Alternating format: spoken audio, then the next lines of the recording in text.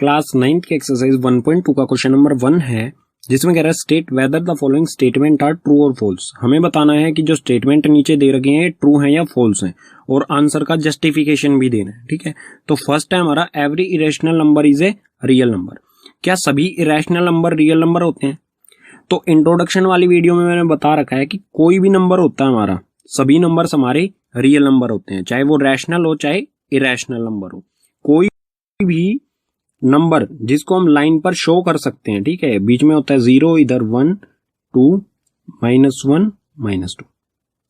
कोई भी नंबर जिसको लाइन पर शो किया जा सकता है वो रियल नंबर्स होते हैं। तो इरेशनल नंबर को लाइन पर शो किया जा सकता है, ये आप आगे वाले क्वेश्चंस में देखेंगे। ठीक है, तो ये हो जाएगा ट्रू। नेक्स्ट है every point on number line is of the form root m where m is a natural number. कि नंबर लाइन पर कोई भी पॉइंट जो है वो रूट m की फॉर्म में होगा। ठीक है, और जहां पर m नेचुरल नंबर होगा। ठीक है, अगर m नेचुरल नंबर है तो ये हो जाएगा हमारा फॉल्स। फॉल्स किस तरह से होगा? नेचुरल नंबर नेगेटिव नहीं होते हैं कभी भी, और नंबर लाइन पर हमारे नंबर्स जो होते हैं वो पॉजिटिव भी होते हैं और नेगेटिव भी होते हैं। ठीक है, तो नेचुरल नंबर 1 2 3 होते हैं, -1 2 3 नहीं होते हैं। ठीक है, तो ये हो गया फॉल्स। थर्ड क्या कह रहा है? Every real number is an irrational number. कि कोई भी हमारा रियल नंबर है वो इरेशनल नंबर होगा। रियल नंबर को हम p/q की फॉर्म में लिखा जा सकता है। मान लेते हैं कि रियल नंबर में सभी नंबर्स आ जाते हैं हमारे।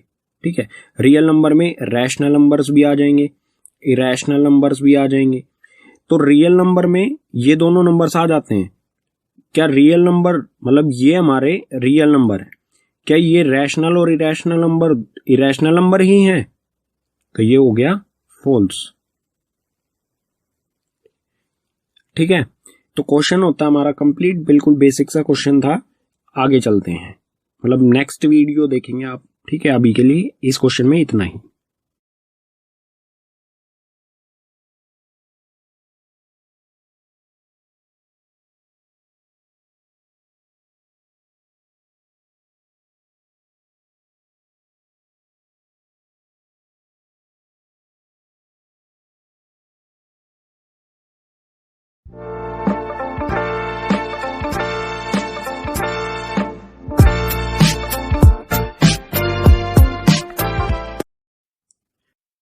क्लास 9 की एक्सरसाइज 1.2 का क्वेश्चन नंबर 2 है हमारे सामने, जिसमें कह रहा है are the square root of all positive integer irrational?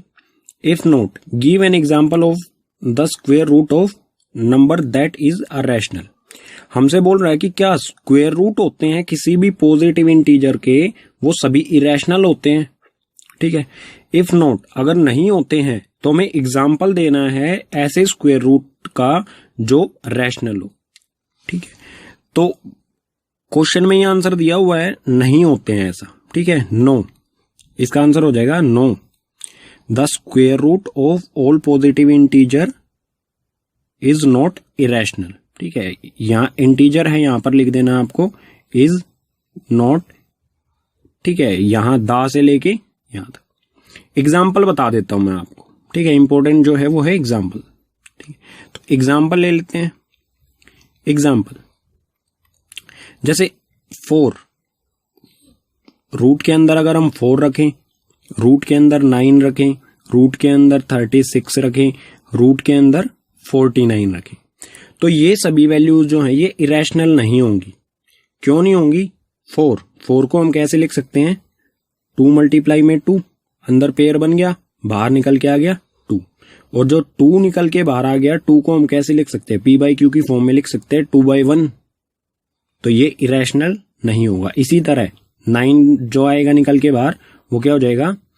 3 × 3, तो यहां आ गया ये 3, ये भी इरेशनल है। इसी तरह 36 का हो जाएगा 6 × 6, ये भी रैशनल है। इसी तरह 49 7 × 7, तो ये आ गया 7। ये सभी रैशनल नंबर्स आ गए हमारे। सभी जो नंबर्स हैं रूट के अंदर वो इरेशनल नहीं होते हैं। वो इरेशनल कौन से होते हैं ये एक्स्ट्रा बता देता हूं मैं आपको क्वेश्चन से अलग। इरेशनल नंबर होते हैं हमारे अगर रूट के अंदर हमारा कोई भी प्राइम नंबर होगा वो इरेशनल होता है। जैसे 2 हो गया, √3 हो गया, √5 हो गया, √7 हो गया। ऐसे ही जो भी हमारा प्राइम नंबर होगा रूट के अंदर वो सभी इरेशनल होंगे। ठीक है, ये थोड़ा एक्स्ट्रा बता दिया मैंने आपको। ठीक है,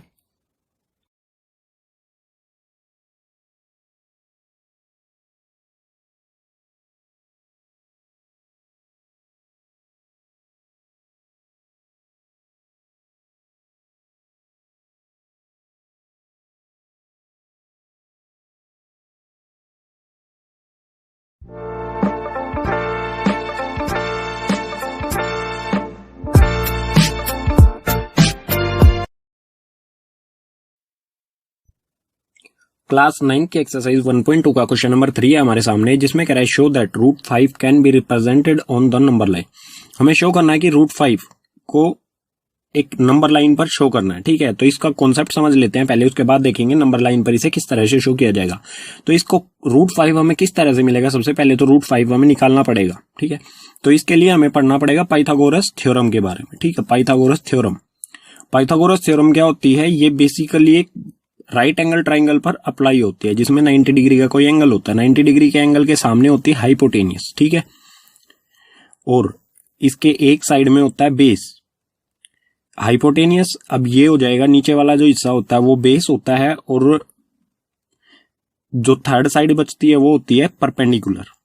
ठीक है, 90 डिग्री के सामने हाइपोटेनियस, बेस और परपेंडिकुलर, इन तीनों में किस तरह से रिलेशन होता है, बाय पाइथागोरस थ्योरम। तो पाइथागोरस थ्योरम कहती है कि हाइपोटेनियस किसके इक्वल होती है, परपेंडिकुलर स्क्वायर प्लस में बेस का स्क्वायर रूट के अंदर।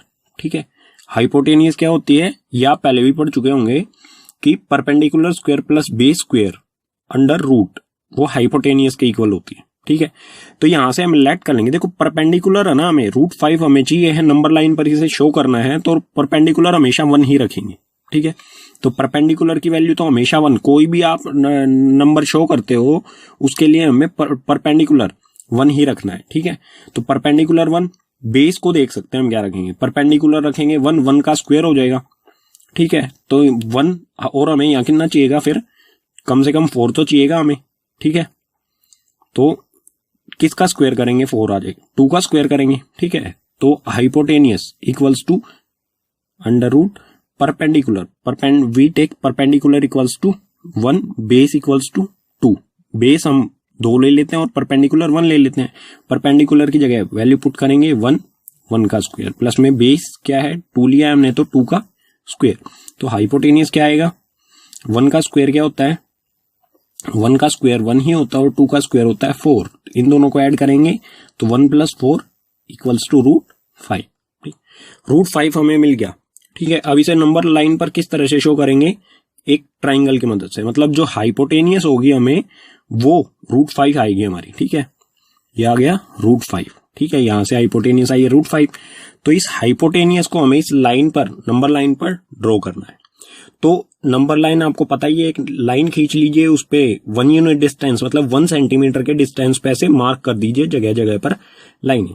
कोई भी एक पॉइंट को हम ओरिजिन मान लेंगे, 0 जिसे कहते हैं। ठीक है, और -1 इधर हो जाएगा, 1 2 3 4 5 6, इस तरह से ये हमारा नंबर काउंटिंग मतलब इंटीजर्स इस पर शो होंगे। अब 0 से ले लेंगे हम बेस हमें कितना लेना है, 2 यूनिट। तो बेस 2 यूनिट मतलब यहां से लेके 1 यूनिट ये हो गया और 1 यूनिट ये हो गया। ठीक है, 2 यूनिट डिस्टेंस मतलब यहां से यहां तक, 0 से 2 तक हो गया 2 यूनिट डिस्टेंस। ठीक है, ये ले लेंगे, और 2 यूनिट के बाद हमें एक परपेंडिकुलर ड्रॉ करना है। ठीक है, तो यहां पर हम एक परपेंडिकुलर ड्रॉ करेंगे, कितना, 1 यूनिट। तो डी की मदद लेंगे, यहां पर 90 डिग्री का एंगल बनाएंगे, 1 यूनिट उससे एक्सटेंड कर देंगे। बेस हुआ था हमारा 2 यूनिट, परपेंडिकुलर हुआ 1 यूनिट।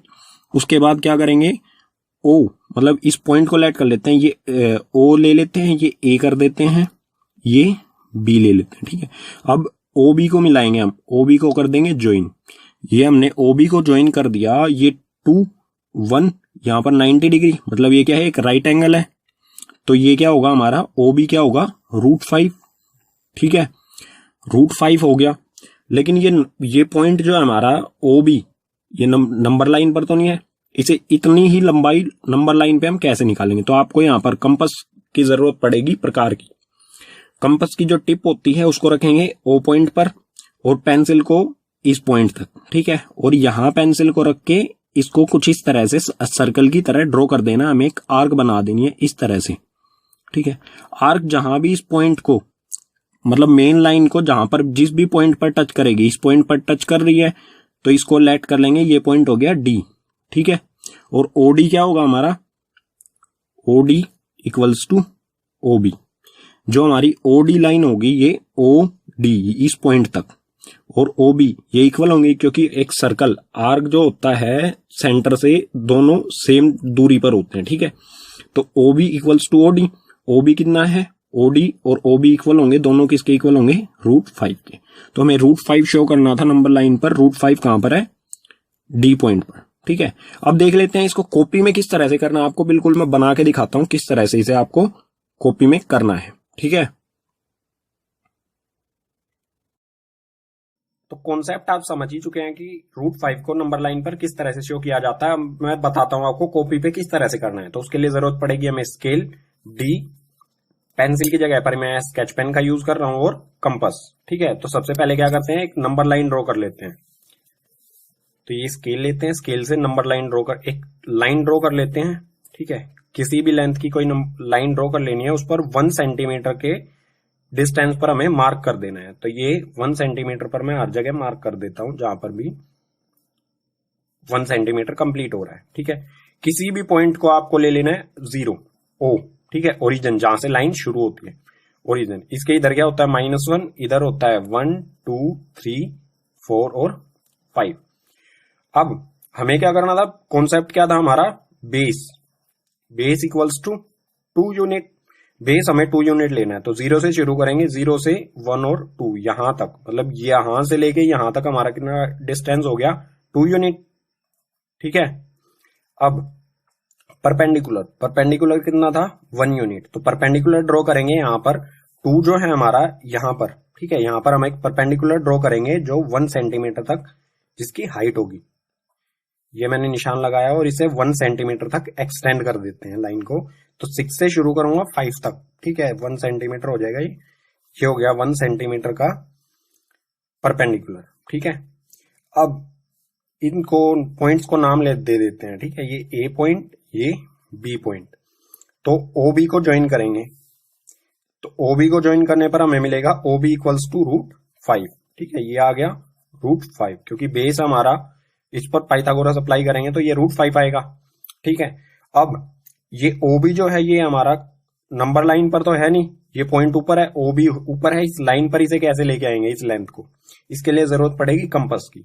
आपको क्या करना है, O पॉइंट पर आपको टिप रखनी है इसकी कंपास की, और B तक इसे एक्सटेंड कर लेना है। ठीक है, ये रख दिया हमने, B तक इसे एक्सटेंड करके इसे एक आर्क लगा देनी है मेन लाइन की तरफ हमारी, ये लगा देते हैं।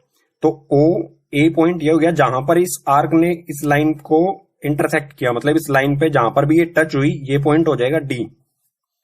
और OD जो होगी हमारी वो होगी √5। ठीक है, OD इक्वल्स टू √5, या फिर हम कह सकते हैं D पॉइंट जो होगा इस लाइन पर वो होगा O से D तक √5। ठीक है, तो यही हमारा कॉन्सेप्ट है, इसको फॉलो करते हुए आप √5 को लाइन पर कैसे शो किया जाता है वो इजीली कर सकते हैं।